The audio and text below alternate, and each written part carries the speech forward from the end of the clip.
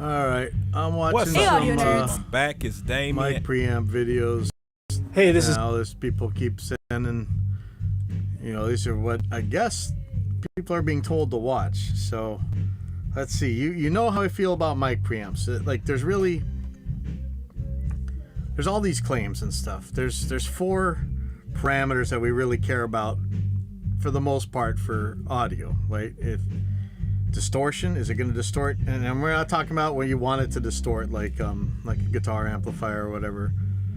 Noise, how noisy is it? What's the signal to noise ratio? The bandwidth, what are the highest and lowest frequencies it can reproduce, and the frequency response, like how flat is the audio? Like is it going to add treble? Is it going to add bass? Without you wanting it to. How transparently does it pass your audio? Now, there's so many claims about mic preamps. We talk about this all the time. Allegedly, there's some kind of character, but nobody can ever tell you what character is. And when somebody like me goes out and actually measures these things, and you find out that they're pretty much all ruler flat, and yet people still claim there's these gigantic differences between mic preamps. And this is kind of why I do this, because I was raised in that system and I believed this stuff, and I told people they got to spend all this money on mic preamps and stuff, and it turns out that when you really measure these things, it's just not true. But let's see what they have to say. This is the old great authority of reverb.com here. Let's see what we got. It's Rachel from And as usual, I got a band practicing in the back, so sorry about that. Reverb. So you've got a decent audio interface, you've got some nice microphones. What's the next piece of gear that's going to help take your recordings to the next level? An external mic preamp, of course. Nope. Prove it. All right, right off the bat. Rachel, have you ever measured one of these mic preamps and actually seen if it's any different than what's in your mic preamp? What was the thing that we used to talk about back in the day when everybody believed in this religion of mic preamps? That when you put more amplifiers in a circuit in series, you're adding noise, you're adding distortion, you're wrecking your sound. So no matter what, you're putting another amplifier in the way of your interface, which already has a mic preamp in it. And most of the time you can't even bypass there's some, but most of the cheaper interfaces you can't bypass the mic preamp. When it says line input or whatever, it's really still going through the mic preamp. It's just not going through as loud. So she just right off the bat claims that mic preamp's gonna make it better, right? Or is she gonna say, fooled you? Let's see. Gear that's going to help take your recordings to the next level. An external mic preamp, of course. And so that's what we're going to talk about today. No, I guess she plain just said that it would without offering any evidence. Let's see if she does. Mic preamps are those cool little boxes that amplify low-level signal to line level. Typically, external mic pre's have high sound quality, low noise, more gain, and other features that you wouldn't typically find on your audio interface. Okay, so what does high sound quality mean? Low noise is good, but I would almost guarantee you that sticking another mic preamp in front of your mic preamp is going to add more noise. We just did this thing on the Cloud Lifter and similar devices, and there's don't take my word for it. There's plenty of places that will back this up. You're just adding noise. More gain than your interfaces? It could be, it could not be. This does really matter. Like I'm speaking in an RE20 right now. I have my mic preamp gain all the way cranked up. This could matter. That's an important thing, and definitely plugging a mic preamp into a mic preamp will give you more gain. But I don't know about high sound quality. You're putting amplifiers in front of amplifiers. The other reason many people use external mic pre's are to get a different sound quality, color, or characteristic out of the preamp. There she goes, talking about color. I'd like to. So, okay. First of all, many of you know that I actually put a page out at my website where I actually measure all these different mic preamps, and almost all of them are just extremely close together, and the ones that aren't are broken. They really are flat. Any good mic preamp is just ruler flat, and they don't distort. there's a lot of claims that as you really drive something, they really start to distort. But every single time when these things are tested and people claim they can hear all this total difference, when they do a properly double-blinded study, one of them they ended up picking an Art and a Mackie or something as the mic preamps they like the best. So these people are full of crap. So this unique color and saturation characteristics, I would love for somebody to actually be able to pick one out. They say it. I've been kicked off of forums before for asking for any evidence that anybody could actually hear the difference. They said, it's plain as day. You've never heard a Neve if you can't hear this. And I'm like, well, I have that rack. That should be my background. It's my old rack full of every mic preamp in the world. I had all this stuff. It's not that I didn't have it. I measured it. It's all the same. So this unique color and saturation characteristics, you'll notice that every time people talk about this stuff, they never back it up with numbers. If this thing had this unique color and saturation characteristic, whatever, it'd be painfully easy to show it on a graph. Painful. I've shown you've seen my graphs. I could pull them up if you really want. Yeah, actually, my site's running pretty slow. Sorry about that. But and this isn't the only one. These things. This is super zoomed in. So I mean, we're talking like 0.1. Like this one looks like, oh my god. Well, actually, that's a bad mic preamp. So this is the old Art Dual MP, but I think it's a bad one because it turns out that the Art Dual MP is actually pretty good. So here's the most hated Behringer 88,000, the old one. Before the alleged Midas preamps. Here's the frequency response. If you look at the scale here, it's 0.1 decibel. So this thing is flat within plus or minus 0.1 decibels. Don't go telling me you're gonna do better than that on transparency. So if there was a difference, she'd be putting out some numbers. She's just talking nonsense. I'm sorry. So you're getting a dislike here. Me. Let's see what they say. What does everybody say? Oh, I guess I already wrote in this. There are a lot of bald assertions. So I wrote this. Oh, I'm going to get in trouble. There are a lot of bald assertions in this video. Is there any evidence at all to your claims about the external mic pre versus the interface's mic pre? Which parameters are you claiming are going to be better here? Ooh, somebody replied. Uh-oh. Oh, yeah, okay, color. Which units are those in?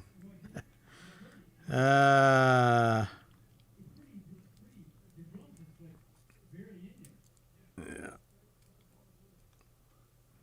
Let's see. It's talking nonsense. Well, I guess did I even do a video on this before? Sorry, let's go. Don't normally get in your audio interface.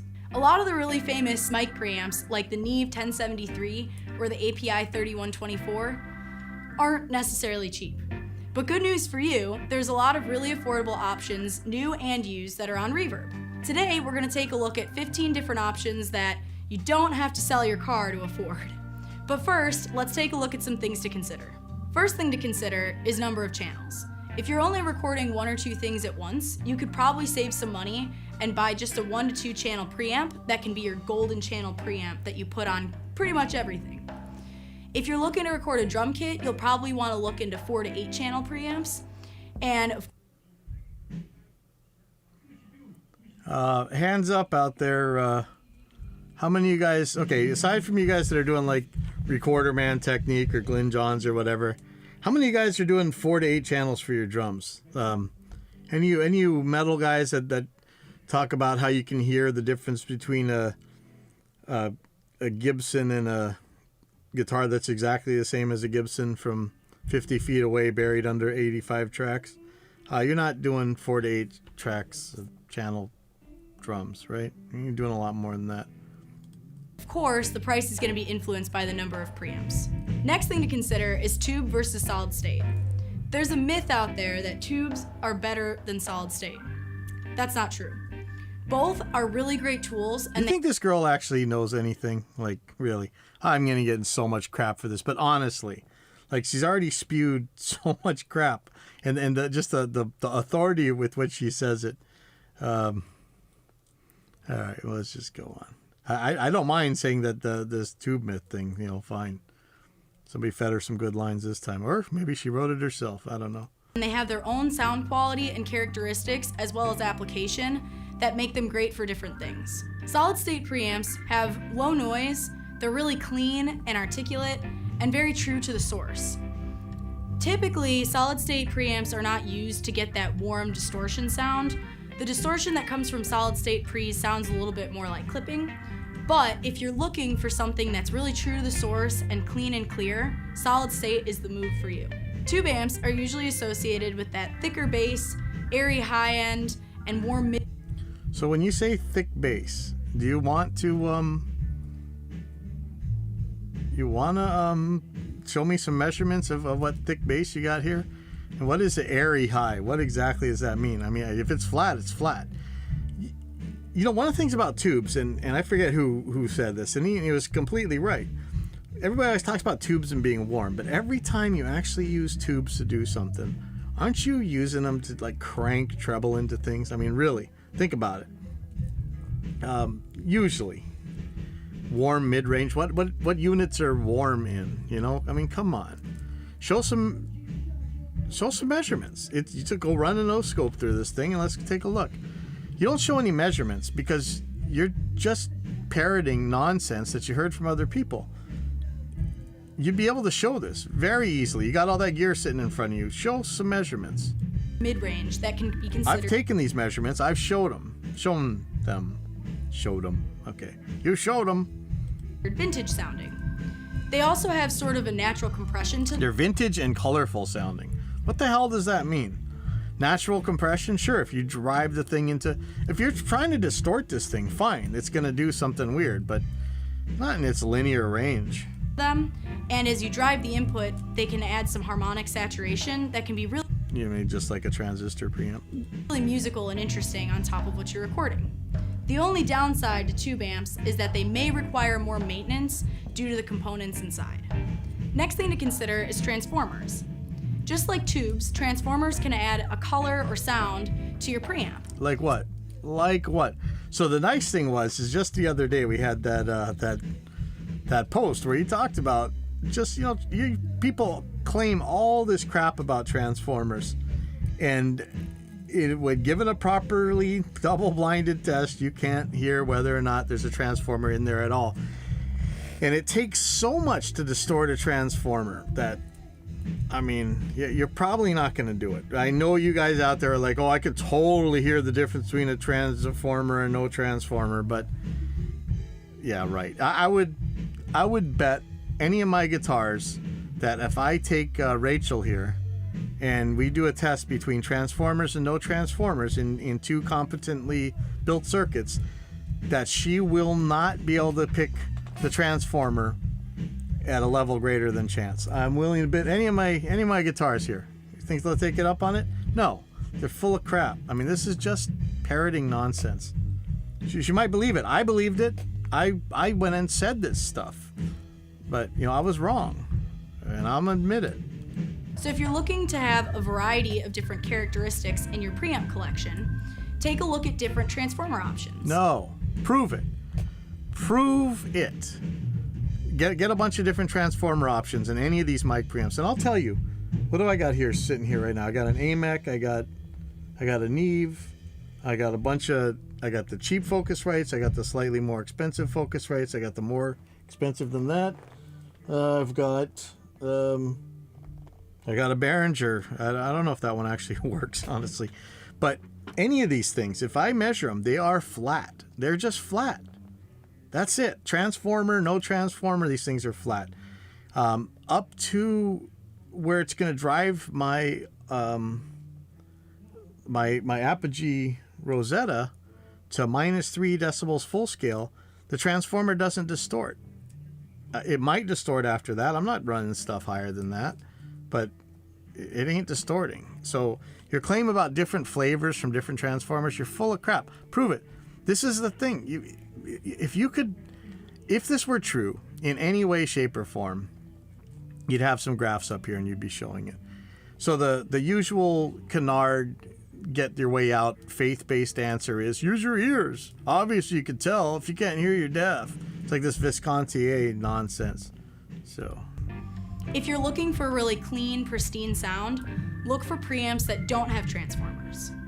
Last thing to note, many preamps will come with features like a high-pass filter, decibel pads, and DI or high-Z inputs for instruments. And so will a lot of your audio interfaces.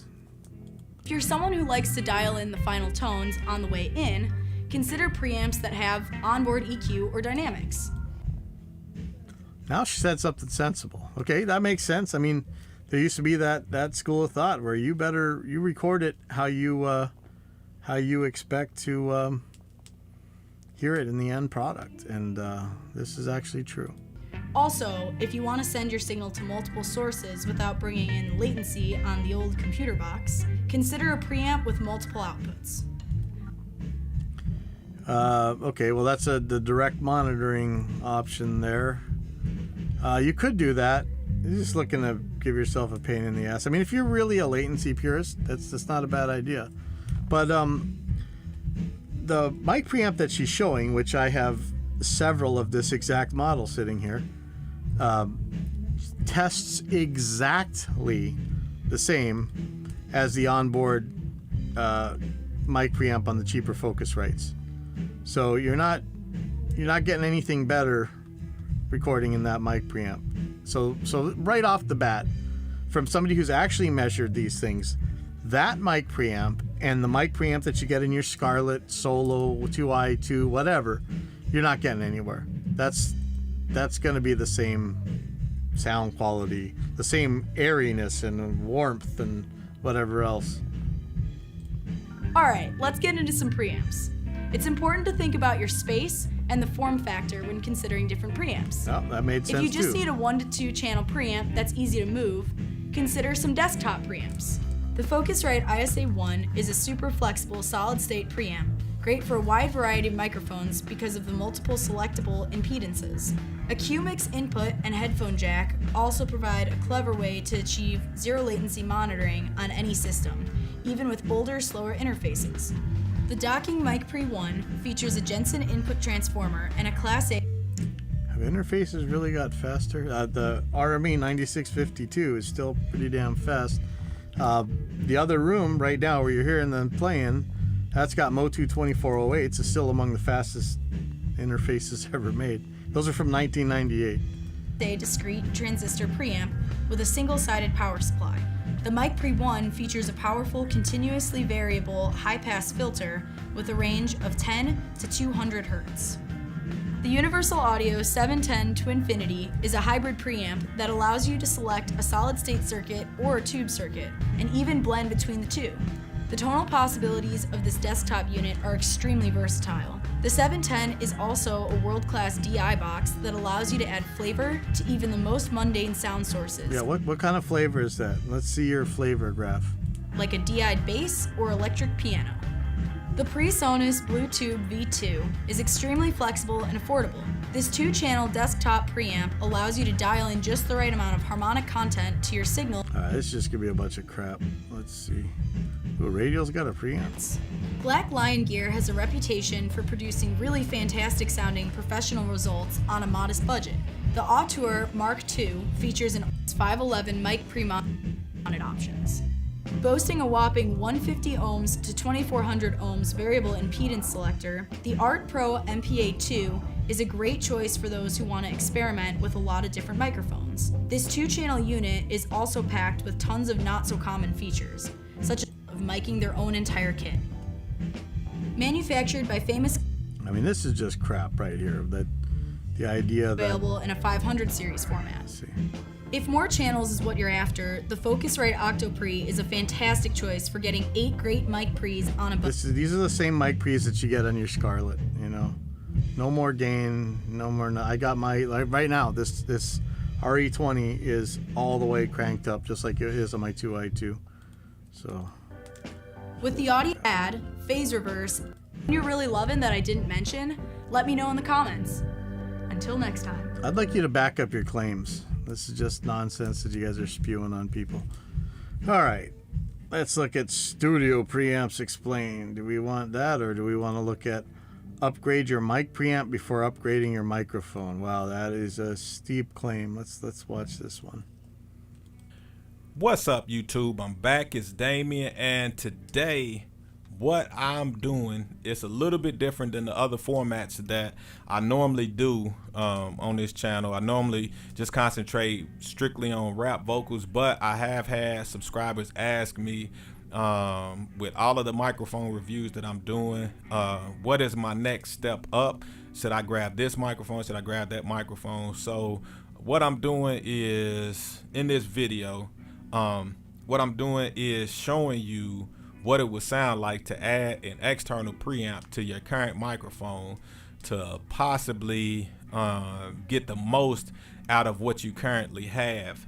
So in this video, I'm using the Audio-Technica AT2020, and I'm using it with the Focusrite Scarlett 2i2, the third generation. And what I'm looking to do is basically take this microphone and put it on an external preamp so that you can hear the quality of an external preamp, which the preamp that I'm using is called the Studio V3 by Art. All right. I kind of don't want to pick on this guy. You know, this thing did measure pretty well, right? But what are you doing, man? You're going to take this $150 mic preamp and plug it into another $50 mic preamp? You might get a difference.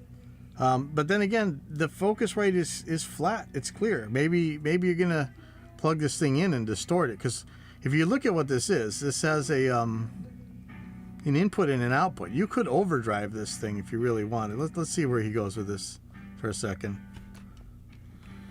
Okay. Should I just play it faster? So, brand new. Let's see.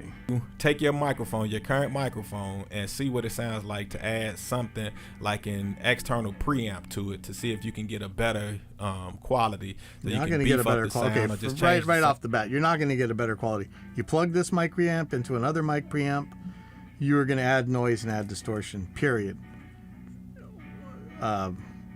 No matter what. But let's see what he gets here. And if you want something a little I got a lot more of clear, stuff. You got a distressor here. What your looks mic like is an currently onion. doing. So like I said, in this demonstration, we're using the Audio-Technica AT2020, and we run it into the Focusrite Scarlett 2i2, the third generation. So first, to understand, I think the only difference between this interface and the version 2 or the generation 2 is the air switch. So let's go ahead and demonstrate that, because that would be the first characteristic in changing your microphone. So as you can hear me right now, check, and this interface has an air button that just puts a little bit of a sheen on top of whatever you record. In this case, it's a vocal. So I'm gonna go ahead and engage it right now. Before check before I engage, check. Now hitting the air switch. Check. So if you are listening on good headphones, to me is not like your louder. Apple headphones or anything, use probably like a studio grade headphones. You can hear just the sheen that it just put on my vocal right now with having that And remember we saw the other day we saw the actual graph that changes with this air switch. So it's like a diagonal boost from pretty low all the way up.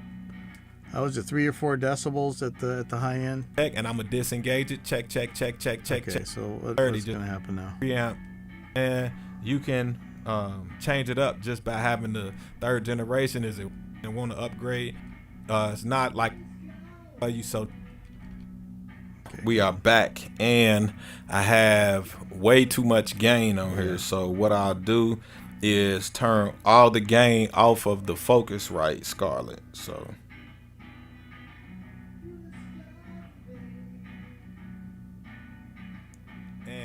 Yeah, right, that's what you're going to change. You're going to overdrive this thing. A lot lower than what you was hearing at first, so we can take the input on the preamp up.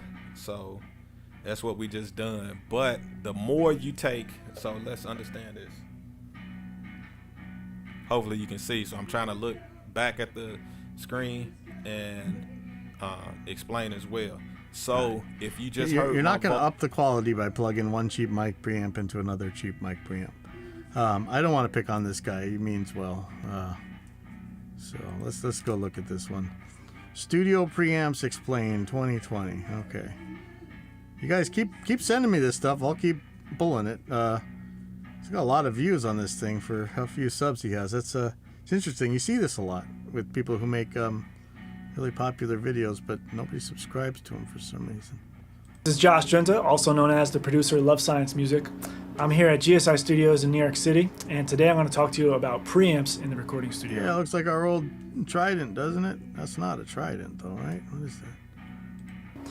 I'll tell you what a preamp does, how a preamp affects the sound, and how to choose the proper preamp for your recordings. What does a preamp do? In short, a preamp takes the signal that comes from a microphone and it makes it much louder so that the computer or your tape machine or whatever you're recording with can use that signal and record it. So the signal in a recording chain gets captured by a microphone. If I speak into a microphone, my voice makes the capsule of the microphone vibrate. And then the capsule vibrates and that creates an electrical signal, which is very faint. The electrical signal goes out of the microphone into the cable of the microphone, an XLR cable usually. The signal goes through the cable and then the cable is plugged into your preamp. The preamp takes that tiny signal from the mic and through voltage and electricity, it amplifies the signal. It increases the volume of that signal from anywhere up to 40 to 60 decibels.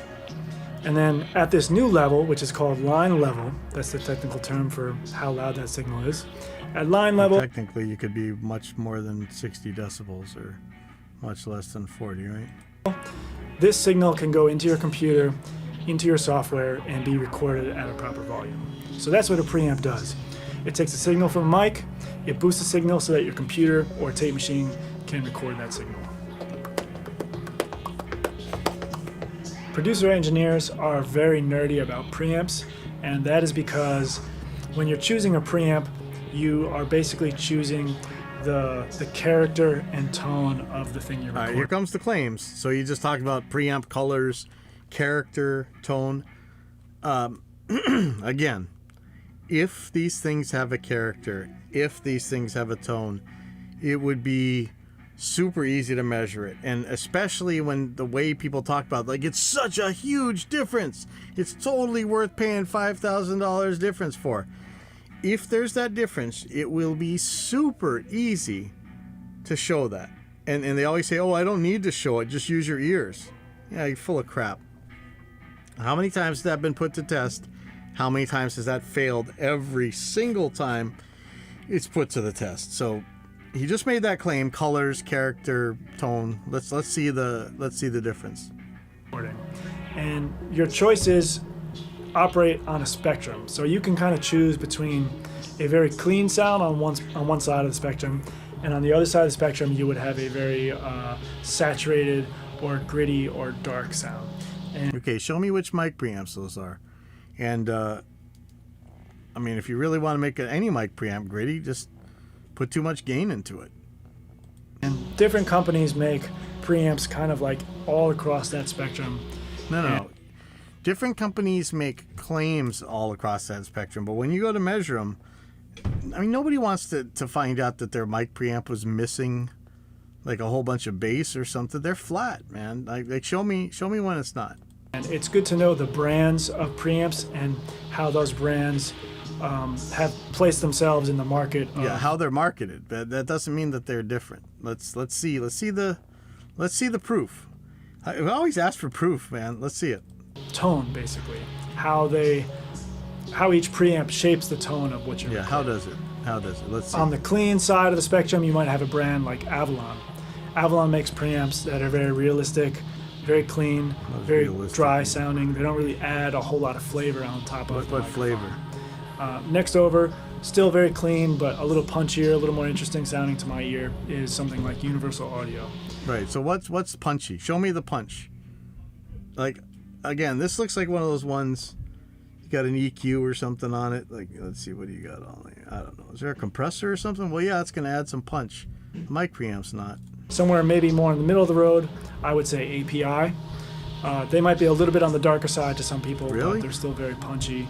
What does punchy mean? Show me what you're measuring punch in, and the dark thing. Let's see the dark. And in the middle of the spectrum to me. More on the getting on the darker side of the spectrum, or the warmer side, the saturated side of the spectrum would be a company like Neve. Yeah, really? Because the Neve measurements I got are pretty much dead flat. There was no extra distortion.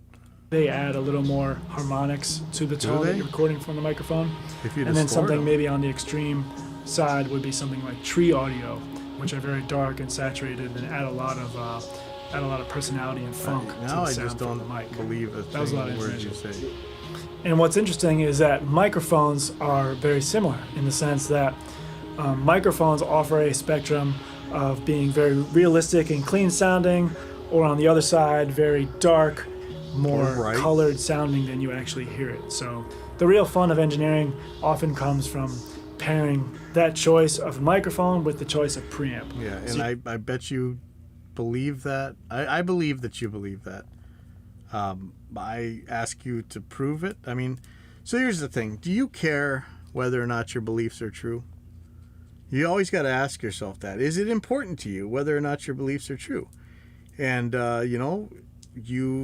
I want to, as others have said, believe as many true things and as few false things as I can. So if I'm wrong about something, I want to know it and I want to fix it. Do you care whether or not your beliefs are true? Love Science Music.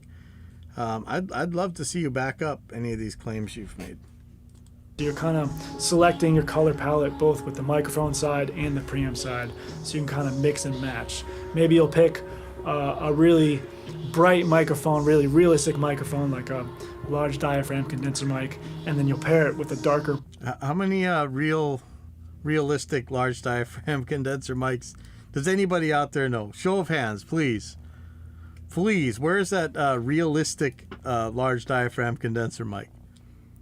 Every time I look at measurement mics, they're almost always very small diaphragm. Like not even what we usually call small diaphragm. I mean tiny diaphragm.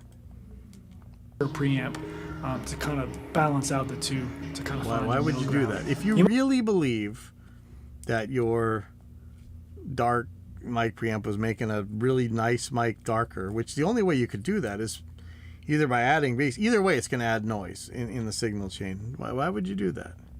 Expensive pre's versus cheap pre's. I'm sure there's going to be some wisdom here. You might be wondering what the difference is between a $3,000 preamp and a $300 preamp. Well, I'll tell you. The most apparent difference is going to be how much noise they capture. Really? A studio grade preamp, when you turn up the gain really high, say you have a quiet microphone, you have to turn up the gain quite a lot, the gain knob, it's still going to be relatively quiet, meaning that there's not going to be a whole lot of noise recorded into the track. A cheap preamp, on the other hand, the higher you turn up the gain, the noisier it's going to become. I find that I use a lot less EQ on... Okay, so he's just made a claim that... Remember, we actually had to test this not too long ago because there's an idea out there that the last like quarter or whatever on a cheap mic preamp is follows the noise in a non-linear way. Like the noise goes up higher, faster than the level does, right? I haven't been able to prove that. I haven't. Every time I measure it, it's not true. It's just as the signal to noise ratio doesn't change unless you get into saturation, unless you get into clipping or whatever. As long as you aren't overdriving the mic preamp, which would bring down the peak level, the signal to noise ratio hasn't actually gone up. He's making this claim though, and this would be something pretty easy to show that it has this weird relationship, which I think they might have had a long time ago in really cheap mic preamps. But any competent mic preamp is so crazy quiet now. And in fact, when we did do these tests, right, what did we find? The most expensive two mic preamps in our test were also the noisiest. So I don't believe you. This is easy to show. I've shown recordings it. that Let's were see you made show it. with really nice preamps. The cheaper preamps require a lot more work on the mixing side, on the production side. This is just parroting crap that you just read in the nonsense wine cork sniffer forums over and over again. I mean, watch, we're going to get the stacking myth next, right? To make them really sound their best. And that's because they're not capturing as much detail. Yeah, what are you measuring detail in? Because here is, let's find something really cheap. Here's a Behringer Xr18, and this looks like, oh, it's a horrible curve, right? But let's zoom in on this. This is 0.1 decibel here. I mean, you know, it's kind of screwy that it's almost a decibel down at the very top, but a decibel, I ain't gonna make or break anything. But for the most part, these things are just ruler flat. And by the way, this is the same as the Midas mic preamps are. The ones you guys all talk about being warm, smooth, and buttery has that same frequency response. It's about a decibel down at 20K. Let's go. Where's something else cheap? So here's the 88,000, right? Let's show this again. Flat within 0.1 and minus 0.1 decibels. So where is this lack of detail that the cheap mic preamps are doing? As much of the sonic information as a nice preamp. Yeah, so it's missing sonic information. Show me where. Where's the sonic information missing? You want to see the noise? Let's take a look at the noise. 120 decibels down there? I'm not worried. Seriously. What sonic information is it missing? Seriously.